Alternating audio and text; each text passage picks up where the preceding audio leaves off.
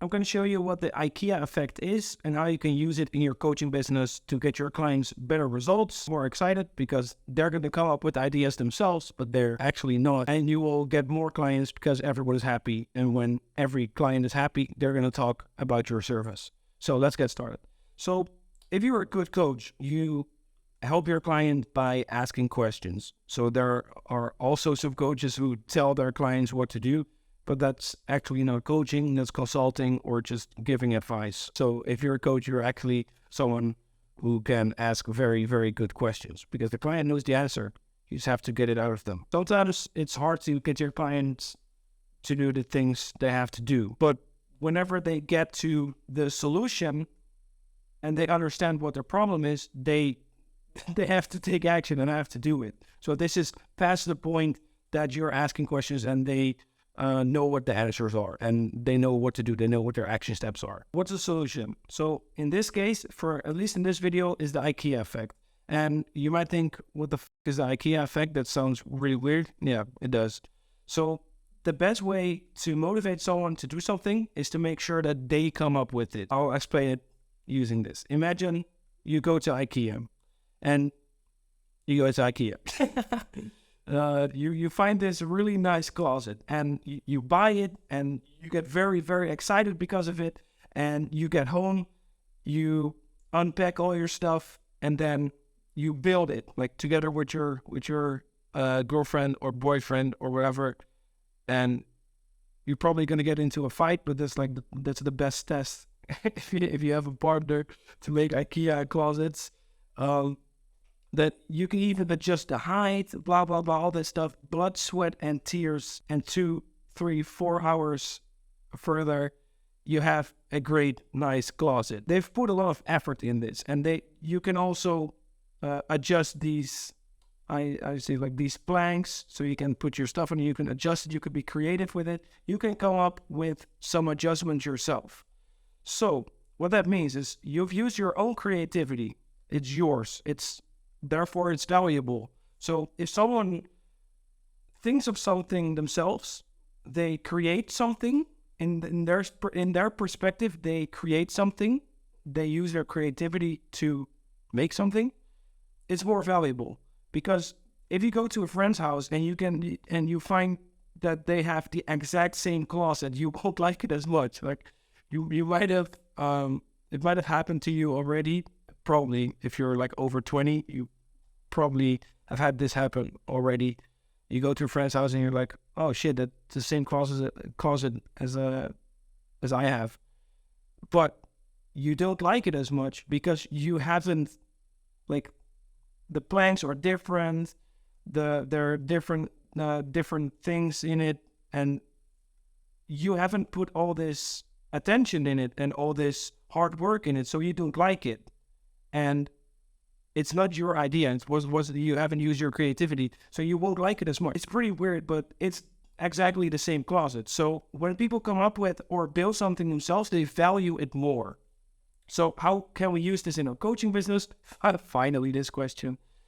Ask questions and then steer the client in a certain direction. So I can give you a great example. Let's say you are a fitness coach, and this is you, and this is the client. My great drawing skills are back. Let's go. This client is fat. And instead of saying, eat less, or do this, or do that, you want to steer them towards, hey, maybe instead of 3 meals and like 5,000 calories per... No, I'm kidding. Instead of 3 meals, maybe you should start at lunch and eat 2 meals. This is also how I've done it too. That's why I came up with the example, and I was exactly like this guy. I'm getting a little bit more like this, but still in the middle somewhere. So you want to get them to do some sort of intermittent fasting, so 16-8 or 18-6.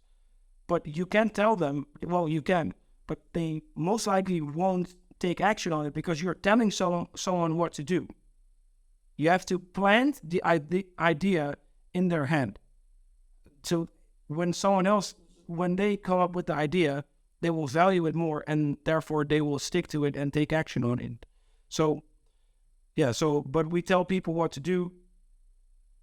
when we tell people what to do, there tends to be resistance, not some resistance. There will be resistance, 100%.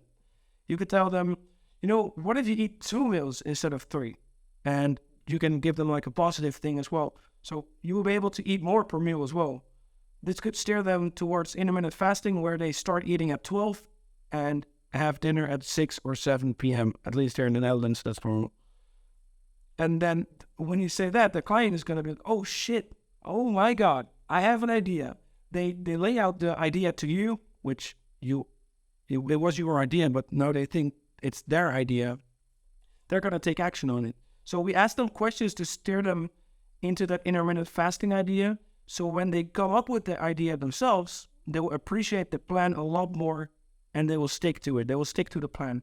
So you can do this with any type of coaching. So let's say you have dropshipping coaching. Let's say you have like anything else and you want to make, dropshipping isn't the best example in this situation because dropshipping is mostly consulting instead of dropshipping, instead of coaching.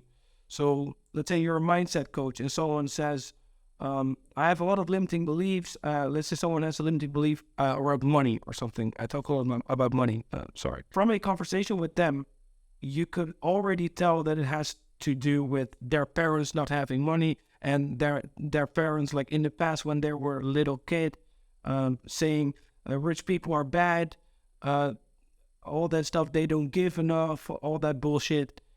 So you already know a little bit what it is. So you can just steer them in a direction like, hey, could it be something from the past? And they think of it, and you can also steer them into a solution that they can come up with themselves. So I hope this was clear. If it wasn't, send me a DM if you want to know more. It's at eli.kkas on Instagram.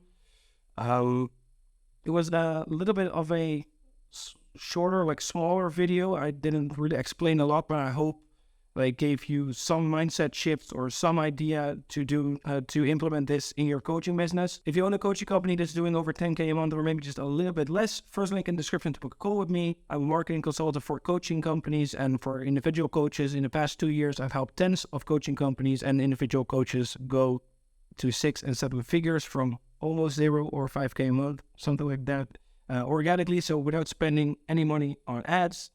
So if you want to grow, first link in the description to book a call with me. If you want to be notified, subscribe, hit the bell button, like. If you want to know how you can book more calls, somewhere here on the screen is going to be a video all about how you can book more calls. I'll see you in the next video. Bye.